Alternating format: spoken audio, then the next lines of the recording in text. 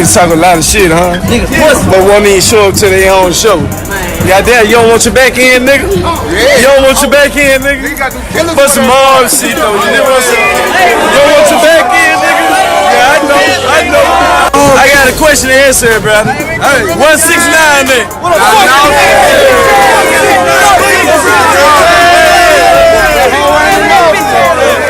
He ain't show up to his show. He ain't show up to his show.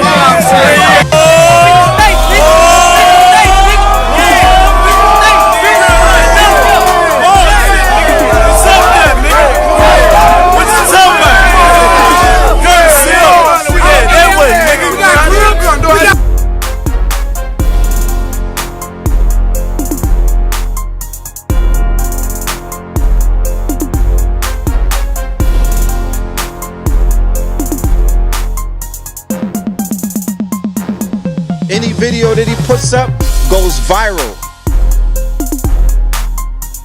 He's influenced by the culture, as you can tell. He's a Lil Wayne baby. Everywhere that this dude goes, he don't check in. He's not following protocol. He's the Tupac of the new generation. We're out of touch with the new generation in many ways. This dude just be pulling up, popping up. Disrespect.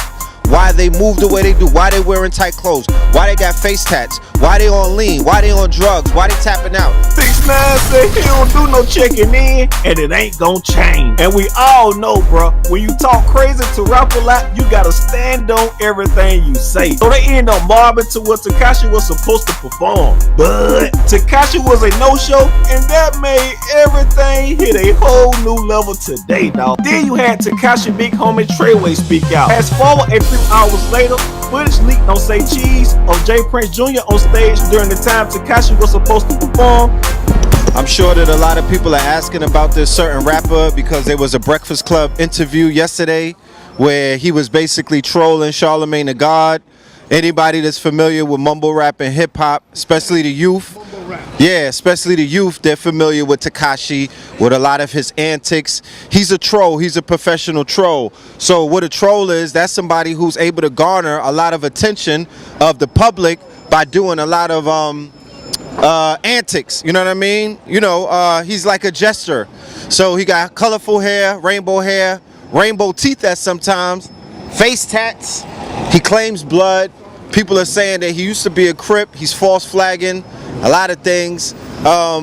He's getting into a lot of beef with a lot of people around America, specifically gang members, Bloods, and things of that nature. Also other people in the industry. And he makes the claim that he's the king of New York. And he just took his GED. Yeah, but he's the king of New York because of his he's a viral sensation. So he's killing the hip hop right now. He's a viral sensation. So anything that he puts up, any video that he puts up goes viral. He's not only a viral sensation, but according to the numbers, if this is a number game, he's a successful artist because he's on a Billboard charts. So he's not just talking, he's actually putting the numbers up. But he's part of this new generation of what they call clout chasers. Clout chasers are, you know, people who use the internet to basically garner a lot of different clout by trolling people, by doing antics and things of that nature, by starting beef, you know what I'm saying, by letting the public put batteries in their back and saying a lot of things. And the reason why we say that they're trolls is because they're hard to reach. So whenever you in your basement talking wild crazy, or you in your mama's bathroom, or you in somewhere where you're secluded and whatnot, but you banging on the internet, that means you're trolling because people can't put hands on you. So the young brother, you know, he's a Mexican Puerto Rican. He's out of Bushwick. If anybody is familiar with Bushwick, if anybody is familiar with the quote-unquote Puerto Rican population of Bushwick, you know that they're very much closely related to black people, especially in Bushwick. It's a little different. I mean, it's the same thing in the South Bronx, but right there in Bushwick, where Sumner Projects and all of that stuff, a lot of Puerto Ricans grow up, you know, and they just like us. cuss, you know what I'm saying? So they say nigga, you know what I mean? They talk shit. They're influenced by the culture. So Tekashi69 is like, what is he, 20 or 22? He's influenced by the culture, as you can tell. He's a Lil Wayne baby. You know what I mean? He comes out of, and the reason why I say that, because we had an interview before where we broke down the aesthetics behind Lil Wayne and how he's the Tupac of the new generation. We're out of touch with the new generation in many ways. We don't understand why they move the way they do, why they wearing tight clothes, why they got face tats, why they on lean, why they on drugs, why they tapping out, why don't they fuck with the old heads. They look up, they consider Lil Wayne an old head. You know what I'm talking about? And they look at people like, you know, Young Thug, Lil Yachty, the Migos, this new generation, this new wave, the quote-unquote youth. So the youth have come to replace the elders in hip-hop, or the youth have come to replace the old generation in hip-hop, and they're doing it in a bright, colorful way. They're doing it in a very loud way. Young Thug sat Lil Wayne down forever. He pulled up when he came in the game, and he basically was like, I'm gonna name my mixtape your mixtape. Then he went as far, not just to, he didn't put hands on him, they put that hammer on him, because there's an affiliate of his locked up right now, allegedly, for trying to kill Lil Wayne by shooting up his tour bus. And according to urban legends, Young Thug is with the shits. He's really on some Thugalicious shit. So his gun goes off, you know what I mean? And he proved it by clapping at Lil Wayne, and he basically ran him out of the industry. And then he had his big homie, Baby, back in Young Thug to push Lil Wayne out. So it's a very interesting thing. But Lil Wayne goes, Lil Wayne, his archetype and what he represents with that picture of him and Baby kissing is the ushering in of that new wave of questionable sexuality, where you could be gay, you could kiss another man, but as long as you rap about, you know what I mean, busting your gun and getting money and whatnot, this new generation seems to give you a pass. So there's rumors about Tekashi's sexuality. They're saying that people around him may be a little more closer than we may think, you know what I mean? You know, and because he's embracing rainbow, of course they're equating that to LBGT and whatnot, and they're like, yeah, he got a lot of sugar in his tank, he's questionable and blase blue, but as long as he's repping the set, or as long as he's banging, he's safe. And a lot of people are having issues with that. I'm just reporting the news though. I'm letting you know what the word on the street is. Yeah. So where does brother come from? How did he get started into the rap game? Because he came out of nowhere. Somebody asked me about him yesterday, and I was like, who is that? I don't know him. Interestingly enough, because like I said earlier, I was saying that the youth represent a new movement. SoundCloud artists, YouTube artists. These new artists are coming in through the side of the door or through the window. They're not coming in the traditional way where they're signed to record labels, or Tekashi69 doesn't have any New York cosigns. Nobody's co-signed them from the town. None of the OGs, none of the young dudes that are, I mean, Fetty Wap and A Boogie did a song with him, but nobody was like, this is my man, and gave him the stamp.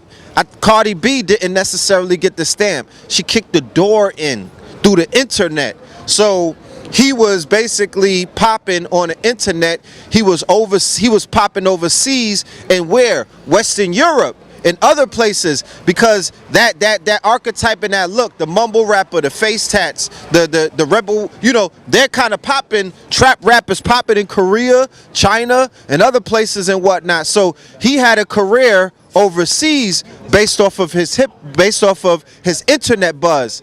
Then he hit gold with a song called Gummo, right?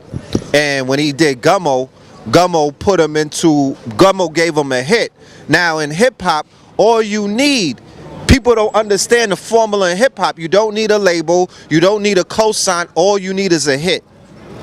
All you need is a hit, especially in these days and times. A hit will make you very rich. A hit will put you on tour. A hit will guarantee you club dates. A hit, you can eat off of that, you and your team. And if you're not tied into a major record label where they're taking $20, I mean they're giving you 20 cents off of a $20 album, right? Or maybe a penny off of a 99-cent single. If you're independent and you just believe in yourself and you have a team that believes in you and they're using their muscle and they're using their influence and they're using their name, they're going to be able to push the DJs to play your music.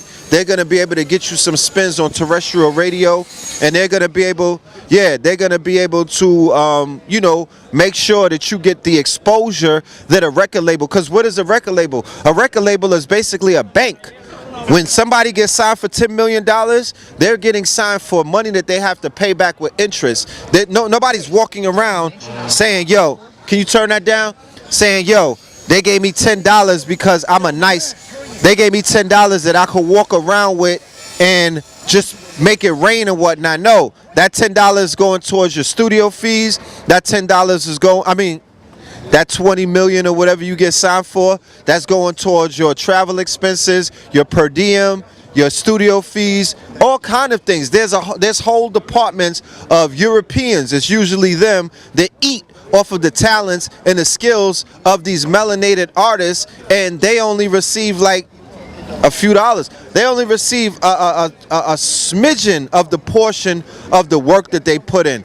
I forgot what artist it was, but they was like, yo, the minute I figured that out, I got up off the label immediately. I refused to be feeding all of these people in these departments, the art department, the, you know, promotions department, A&R department, all of these departments where you're feeding these people off of your talents. So you don't need a label anymore. All you need is an internet buzz. All you need is a videographer. Shout out to the brother who shot Cambada's video and that good that 8K, you know what I'm talking about? Looking very professional, raising the bar. That's really all you need. And then you may need a budget to promote yourself online independently. I think it goes between $1,000 and $10,000 to get you get your impressions and get you into the right, into the right platforms and whatever. Do you think Tekashi69 is getting a lot of hate because maybe he got a big mouth or because he's talented and he's blowing up fast? What do you think? What's your thoughts on that? He's clout chasing. He's what is known as trolling. Trolling means I'm gonna say some controversial shit and get everybody in the panties in a bunch. I'm gonna get you talking because the new currency is attention. You feel me? So as long as somebody is paying attention to you, then that's the new currency. It doesn't matter if I'm right or wrong. It doesn't matter if I'm saying goofy shit. It doesn't matter if I'm doing goofy stuff. As long as you're paying attention to me, as long as you're giving me your energy. And I'm saying all of that to say, with that example, we should pay attention to how we respond to the cop killings, to how we respond to the police brutality, to how we respond to the propaganda that Facebook, Cambridge Analytica, and all of this Trump administration, the alt-right, and all of these people do, because all of the attention that we give them, that's the power that we're giving them. Attention is the new currency. If you're not getting no attention, my nigga, you're broke. You're not popping. Your wave is... You're not even at the water fountain. You have no wave. You know what I mean? So people have perfected the art of trolling. People have perfected the art of saying a lot of shit. So all of that shit that he's talking about, he don't want to check in. He's not linking up with no other gangsters out of town. He don't want to link up with other Bloods, even though that he's claiming that gang or that organization, that street organization, is creating a lot of problems. He has about 10 people on record right now that are going after his neck.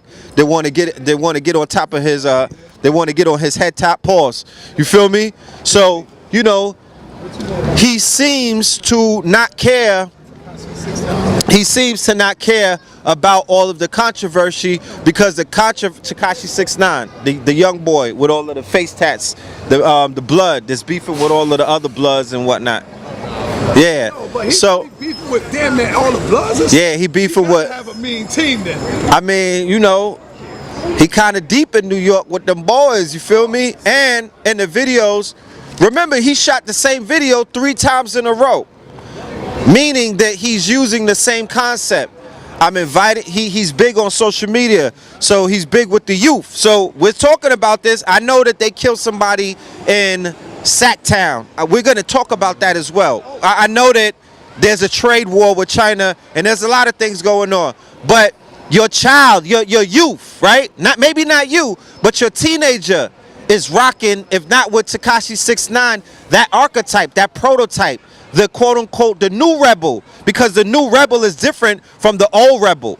You dig what I'm saying? So he's seen as the rebellious one. Bang on the elders, say F the old heads, don't check in, don't obey the rules, don't go by the rules, write your own rules. Why? Because this is a new paradigm. He represents, he's representing, remember, because 6ix9ine, what is his sign? He's a Pisces, he's Piscean, so they're representing the ushering in of this new Aquarian age. Things are going to be done differently. So either the old heads got to adjust or you got to move out the fucking way, because according to the youth, they're coming to roll you niggas over. So he's not in it of a class by himself. He's an offshoot of a Young Thug, who's an offshoot of a Lil Wayne, who's an offshoot of some other people. So he's not basically in a class by himself. He's taking the blueprint that other people are writing out there. You dig what I'm saying? He's taking the blueprint that other people are writing out there. And like I said, if you can monetize your beef, if you can monetize controversy, then you can cash out. Yeah. So now, do you think it's because of Bobby Shmurda's absence that now this other brother, and they from Brooklyn, both of them, he comes up and he's on the rise now? How do you feel when Bobby Shmurda come out? How do you think this shit going down? Well, he said on the Breakfast Club interview yesterday, when Shmurda comes home, they're going to hand the crown to Shmurda. Remember, there's a wave taking place, not just in New York. No, but there's a wave taking place in youth hip-hop, right? The youth hip-hop, the archetype of the youth hip-hop who represents that wave would be my dude Chief Keef. Right? Chief Keef with the drill movement in 2012 solidified the official changing of the guards. It was already changing and whatnot, but when they signed Chief Keef to like 20 mil, he's a 16-year-old from Chicago. They really catching bodies. Like, if not him, the team. So they really putting in that work. So when that drill movement came, that's the introduction of mumble rap. That's the because they had their little wave, but the takeover, the break, I'm talking about the complete flood of this music genre started with the Chief Keef movement. So Bobby Shmurda is the first wave of the new movement coming out of New York. Because remember, New York was dead. New York was dormant. So Bobby Shmurda and them are the youth. They're mimicking what Chief Keef is doing in Chicago with the drill music. So here you go, some Crips out of Flatbush. They come with this wave where they're drilling. Basically, it's a way to rap, just the drill rap. And that shit was a wave that New York has not seen in a very long time. After that wave, Young M.A. came with her wave. After Young M.A., we talk about the New York waves. After Young M.A. wave, Cardi B came with the wave. After Cardi B wave, then you had Tekashi69. What's the similarities between all of those waves? They're all gang affiliated. All of them are in the gangs. So the wave disaffiliated with these rappers coming up is intricately tied into the wave of the gangs rising up in New York and whatnot. This whole gang culture that's kind of sweeping not New York, but it's sweeping your children. That's why we're talking about this youth movement, because it might not affect the old heads, but the youth are gang now. They banging based off of their favorite artists, and Lil Wayne was definitely the one who popularized, basically becoming a blood while you're a rapper. I think he did it the backwards way, but Casanova is also part of that wave where he's affiliated and whatnot. You know what I'm talking about? So there's all of these waves that are coming inside of the city. Like I said, he shot the same video 3 times. What's the prototype? Go on my Instagram and tell my fans that I'm doing a movie on 2/5. But then I come out with about 100 billies. I come out with my gang members, right? Then I invite other gang members. Then the police are always obligatory. They're going to always show up, right? So you have the police in the video. You have 100 gang members in the video. Somebody showed a blicky. You have a thot twerking. and that's his videos. That's what he did about 3 times, and all of those videos went viral. They all popped. White children in the suburbs and niggas in Boise, Idaho love it. You know what I mean? Because they're giving them an inside look on the youth culture movement. It's not about you old niggas no more. But what he did show was unity. What he did show was unity. So because he brought the red and the blue together. He brought the B's and the C's together. So before Tekashi69 in his videos, in all of his videos from after Gummo and on, he had the red and the blue in the video. You dig what I'm saying? So that so to gang culture, going back to the culture, y'all might not be familiar with the culture and you're like, what are y'all talking about? You're not in the culture. You don't understand it. But it's a real culture, and it's a culture that's growing faster than other cultures. So in that culture, people are not used to seeing the colors come together. So when he's showing, he got the youth with him, he got the gangs with him, they showing blickies, police is pulling up the way that they edit in the videos and make it look like they flashing at the police. So he's making himself look very dangerous. And that appeals to people who are living in sheltered environments. They're living in these curated environments where nothing is going on. Like this is like internet gold. So, but he's showing street, and he's showing, when you show unity in the streets, you're showing the world strength. And when you show strength, please believe you become a threat, right? Not to other strong people, you become a threat to people who are threatened by strength. They're threatened by the unity. So now he's become a target of the NYPD and other. I'm sure that they're watching every single step of his. They have dossiers probably. If he gets too much money, they could pull out a RICO on him. You know, you know what I'm saying? Because he's online. He's very visual and whatnot. And he's on probation for he have a sexual misconduct, not a rape charge. No penetration. He has a sexual misconduct charge for statutory rape. They had a young lady who was a runaway, a young girl. Well, statutory assault. There was a young girl. She was 13, posing, allegedly, posing like she was younger. I think he touched her butt on an Instagram video, and he basically went down, got locked up, you know, and all of that. That's why people are, you know, there's certain gangs that are like, they not rocking with him. Hold on, because of that rule. But then when I say, hold on, wait a minute, what are you talking about? Because according to urban myths, when the young blood girls get jumped in, they get sexed in, meaning that they get gangbanged in. And there are young bloods walking up and down these streets that are not over 18. So I don't understand what you're talking about. Like, this happens inside of gang culture. Young women get from the superior on down. So it's old heads running trains on these young girls. So I'm not co-signing anything. I'm just saying that, yo, that's part of that culture. Yeah, yesterday the brother was telling me, yo, go type it in and see who we talking about. So I typed them up, and what came up was another brother. I don't know where they was at, but it was about maybe 50 dudes shutting them down from coming into their city or something. Like, yo, where you at, nigga? Where you at? You ain't coming in here. So you saw that video. So that's crazy. You want to add on? Let him add on.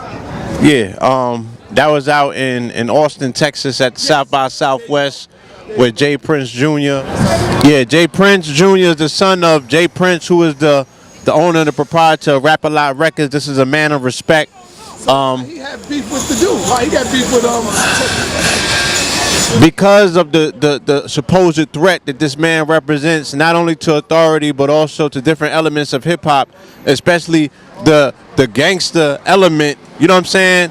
They said that, you know, everywhere that this dude goes, he don't check in. He's not following protocol. So he's a threat to the status quo of gangsterism because, you know, according to them, they got a protocol. We know each other. You check in. You know what I'm saying? You my man. I got to co-sign you. You in my town.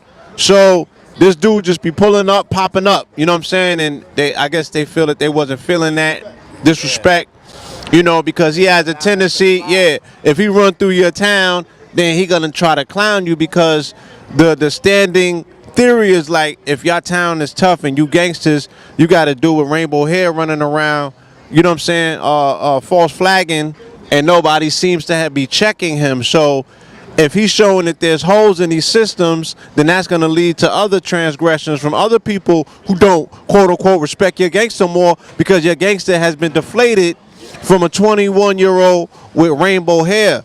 So he's upending all of these theories about what gangsterism is in these communities. It would have been a facade to begin with. You know what I'm saying? And he's just exposing that by saying, look, you know, I'm going to challenge it. And interestingly, he has embellished himself with the 6'9s all over himself. You know, 6'9 is more so representing of that Pisces symbol. You know what I'm saying? And the whole Piscean aspect is what he's challenging as an Aquarian, right, androgynous male. You dig what I'm saying? So that's the metaphysics of what we're seeing. He was like walking through all the hoods. It's like at nighttime, Crenshaw. Oh, yeah. Just like was walking. Yeah, challenging people's gangster. Doing something like that. Something like that. You know what I'm saying? Just pouring water on people's flames like, y'all not as tough as you. And then you look crazy as an old man chasing a little kid was gangster about that. Because we got to redefine gangster. You know what I'm saying? He said, I'm in my hood giving money back to the school children that didn't get money sent to them. Why is that not gangster? Why me not being a father to my daughters not gangster? Why are these things not gangster? Right? Why are these old men looking, you know what I'm saying, for this young child to be putting in pain every chance they get to say, oh, you gangster now. You inflicting pain on another melanated person, though. You dig what I'm saying? So, Yeah. In California, what's the name? The Game, YG. It's a lot of people that are coming out on him. You know, coincidentally, at the same time in South by Southwest in Austin, Texas, there was bombs going off in black people's homes that same weekend. And, you know, that army that was running around looking for Tekashi, they probably could have solved the case a lot faster. You know what I mean? If we would have applied that energy towards, you know, the terrorism that was going on against our own people. But like Blue said, the young boy represents, he's a disruptor. You know what I mean? So he represents a disruption in the old status quo. But he's just an archetype because, like I said, if not him, then it would be somebody else, because this is the day and age of these disruptors. This is what you're seeing pop up in a lot of industries and sectors and whatnot. So Tekashi and people are kind of perplexed because they don't got an answer for him. He trolled the shit out of Charlemagne the God yesterday.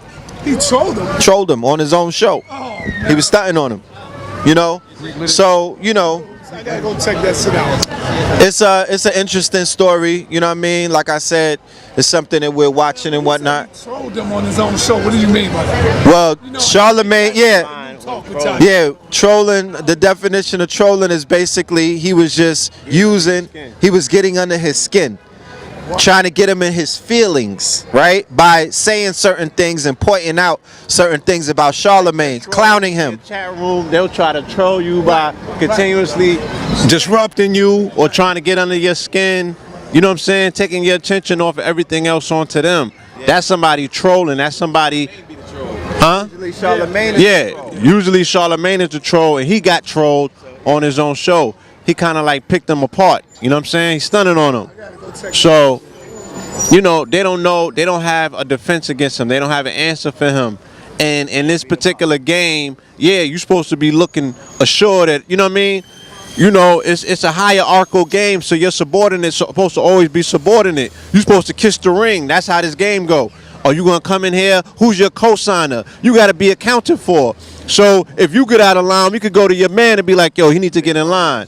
You know what I'm saying? But here you got somebody who's independent.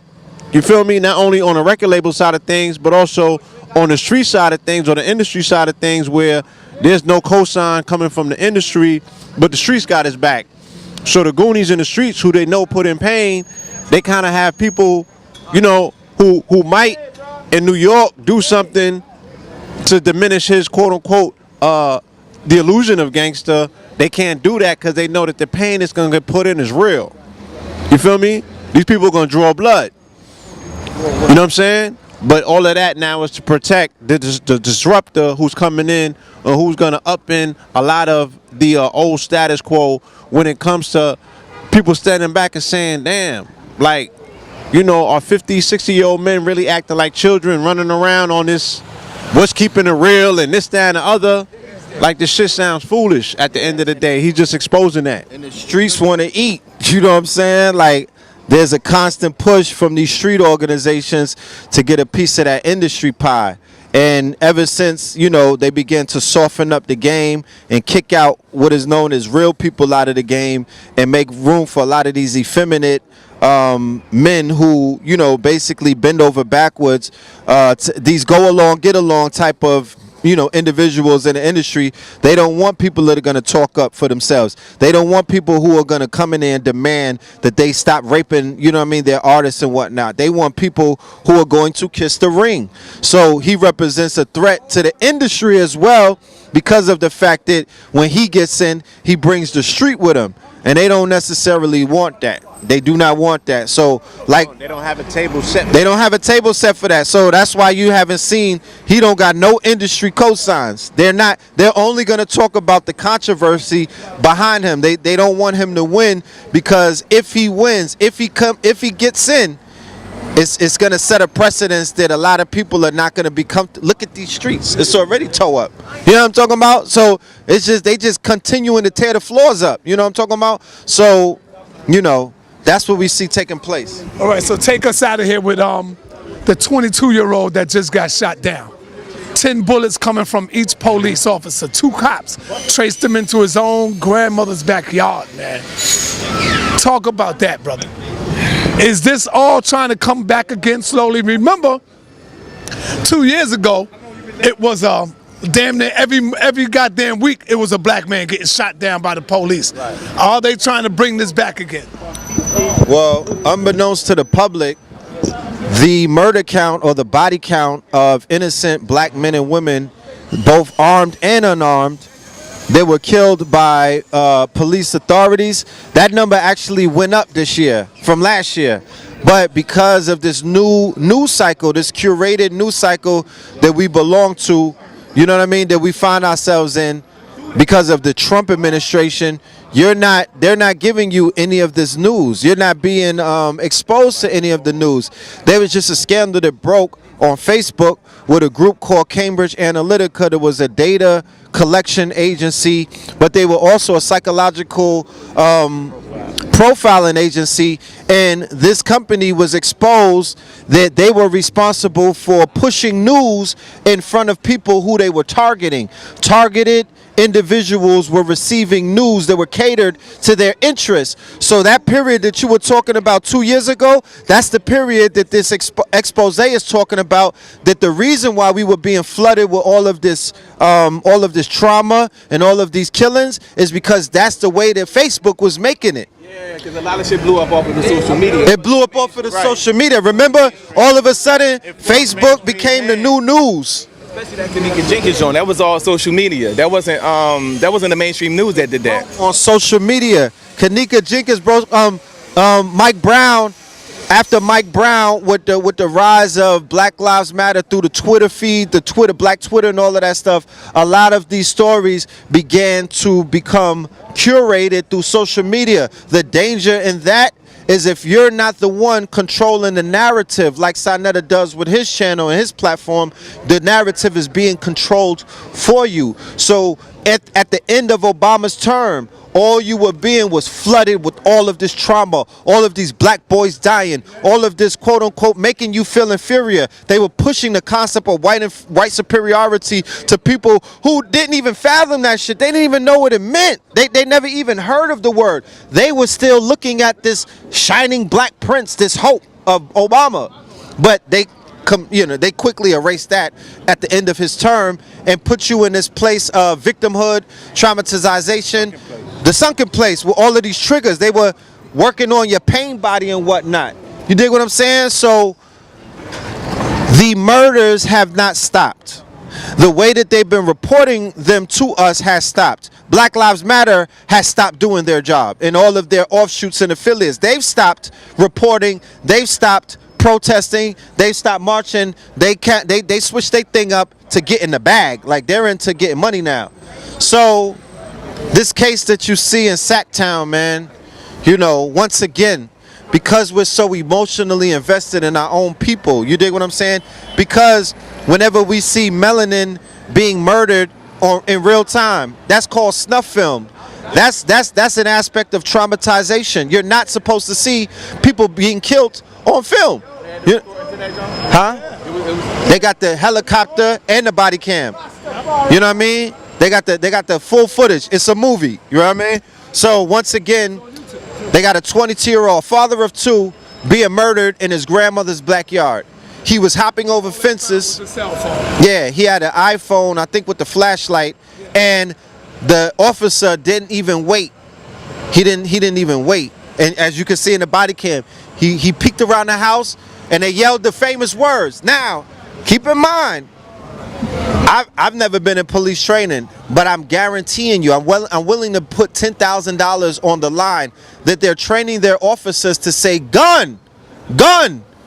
When you got your hands behind your back, you might be on your back with your hand cuffed behind your back, looking up, and they'll be like, gun, gun, and start shooting you, because all they need is for the body cam to record that. They understand that they can lie to the American public in their face. In their eyes, in their face. You feel me? Like, they know the power of media. They know that they'll lie to you right to your face. And you 92, Rodney King. You know what I'm talking about? And you're gonna be like, nah, he had a gun. I saw it. You know what I'm saying? Yo, you know what episode we need to have, Sanetta?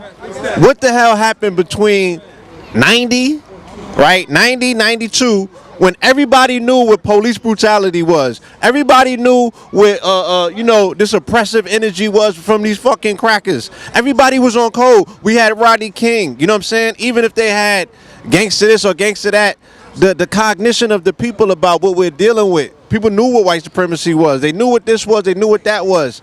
At what point did we go to sleep where these concepts are just being reintroduced to our people in like 2015 and beyond? What the hell happened?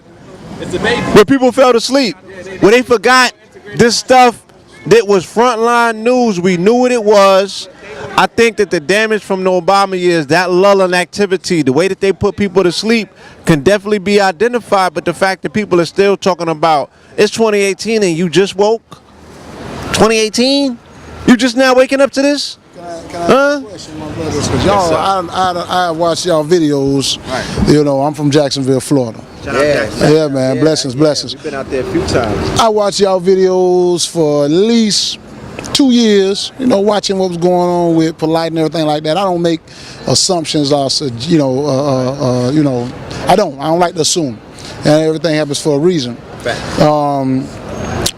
But my idea from, you know, hearing you brothers speak, you know, seeing the atmosphere that y'all are around, I believed, you know, that there was a sense of connectivity in New York that would probably be different than anywhere else.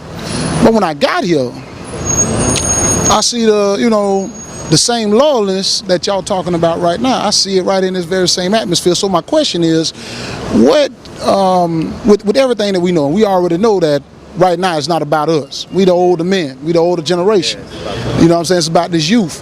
What type of way are we making this, you know, this information and understanding more applicable, or, you know, drafting towards these young people? Because right now they're running to the very same thing that y'all talking about. And I think because people find their way, because it's more interesting to talk about the people who are already somewhere, you know what I'm saying? You forget about the people who make up everything that all these somewheres are already on. You know what I mean? The platform that they're built on is off the backs of everybody who's walking through these streets. That's right. The music that's perpetuated is off of the monies that they spend, the views that they get. How do we get to these young people to take their energy away from that? Because the ignorance is only perpetuated if we continue putting it right here, thinking brains and never putting it into, you know what I'm saying, a working terminology. Yeah, it's Barbie House. All right. So you can answer that. Well, that's a beautiful question. One of the ways that we are going to reach the youth is through the same means and the same medium and the same platform that we're talking about right now, and that's going to have to be through the music. You dig what I'm saying? That's going to have to be through the entertainment. The formula that I just gave, that the Tekashi dude was winning with, where he showed unity on film, where he's showing movements, where he's showing, you know what I mean, where he's showing strength, we're gonna have to show that on our side. We gotta take that. They're attracted to that. One of the things that the mumble rappers did, where they bodied the game, is they incorporated abundance in all of their videos. There's, you know, even when they saying struggle bars, they in the kitchen whipping the work. You know what I'm talking about? They got money phones, they got stacks. You know what I mean? They enticed these children who were living through a recession. You know what I mean? Who were living through an uncertain time economically. They began to entice them to say, look, this is the formula. Ain't about nothing but this money. You dig what I'm saying? So if we're going to speak to them, it's not going to have to be all about the money, but we're going the same way that Wakanda caught them. We're going to have to show them the opulence. We're going to have to show them the projection of what a black city will even look like. We're going to have to become the creative ones, the innovator, the futurists. You're going to have to tell the future to these children, because if not, Warner Brothers, Universal, and all of these other parent companies, Fox, Disney, Marvel, they're going to tell them what the future is going to be about. You dig what I'm saying? So I walked in the store and I walked in the store and I saw $300, $400, $500 shades, $500 t-shirts, $300 pants, and these being sold by Arabs to black folk. You know what I'm saying? Now I know, you know, it's a lot of strength in numbers, and majority of the people I see around is brothers. When do we make sense to these young people to tell them to put their money away from that? You know what I mean? If these white people are flooding the media and flooding the world with avenues for their money to go, when do we start flooding these various things? It's more us than it is them. We ought to know this. The majority is not. I mean, the majority is not white. The majority is black. You know what I mean? But you got to compete for their. You got to compete for their imagination, because right now their imagination is captivated by commerce. Right, whatever's driving them to that store, there's an engine and a machine behind that. Maybe somebody that looks just like you is making that $500 shirt look cool. So they, how do we what? We got to compete. We got to compete. We got to compete, brother. We got to take that stuff away from these people, because, you know, like I said, I'm from Jacksonville, Florida. You know what I mean? I know the murder rate declined. I know the lie that they don't tell the truth on. You know what I'm saying? It's people dying, you know, every day in Jacksonville. I already know. Every day, 2 to 3, 4 every day. You know what I'm saying? And the sadness of it all is, you know, nobody is finding a way to take the influence. You know what I mean? You can't fight against a machine, but how do we take the influence if our spending power is that influence? Right. We already showed that with you know, the Black Panther being one of the largest selling movies, you know what I'm saying, on the market. That's a good question. Hopefully we get a chance to panel some good brothers at Jabari's house, and we could dive into, you know what I'm saying, getting some of these answers for the wonderful questions that the family has asked. In the meantime, in between time, please vote for the pills on the Side Netter Awards. Alright. Alright, huh? April 22nd. What's the website for this? Yeah, what's the website? SideNetterTVAwards.com. SideNetterTVAwards.com. Vote for the pills for the Dakotas of the Year. KT the Arts degree for that health department, you know, the health category. We're gonna see you in the building. April 22nd. That's July the 7th. Be there. April 22nd in Atlanta. Red Pill, Blue Pill, Professor Griff. We're gonna be in the West End. What's the name of the spot? Yeah, it's across the street from Soul Veg. It's Wadada's the co-op, the natural food co-op. So that's where that's gonna be. Alright, that's gonna be April 22nd. Fear of a Black Planet Part 2. Professor Griff, Red Pill, Blue Pill in the building, and we'll update you to more dates. All right, we'll be out there the 21st and the 22nd in Lithonia in the West End, and we'll let you know about upcoming dates as well. Love and light to the family. Peace. Red Pill at Patreon. Holla at your peoples. You know, it's crazy, and there's mad fans at home not doing nothing. I put money on it. Anybody who dissed me never ever came to New York City, ever. I leave home, I leave New York City, I leave New York all the time. When y'all say, yo, Tekashi, you can't come to LA, I'm here, nigga, I came to LA. When y'all say you can't come to Texas, nigga, I come. I'm always on the West Coast, nigga, I come to Texas.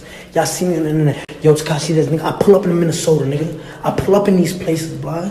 I got love for the people there. I love everyone in Texas, I love everyone in LA. These clout chasers, yo, how many people dissed 6ix9ine in the past 5 months? Everybody, why? Because they know I'm the fucking hottest, blood. You know what I'm saying? I leave home, I leave the East Coast, nigga. I come to the West Coast. When y'all say, yo, you not good here, I'll pull up, nigga. I'll pull up. I'll show up, nigga. Which one y'all niggas ever come to the East Coast? Y'all niggas don't be coming to the East Coast because y'all know I run that shit, nigga. I got my city. I run New York, nigga. Y'all niggas will never show up in my city, blood. Straight up. I would have told the fucking world star fucking hip hop stage police. Y'all had everybody on point, nigga. Gangsters don't move like that, you fucking faggots, nigga. Y'all telling world star people not to let them on, nigga. Y'all know what the fuck would happen.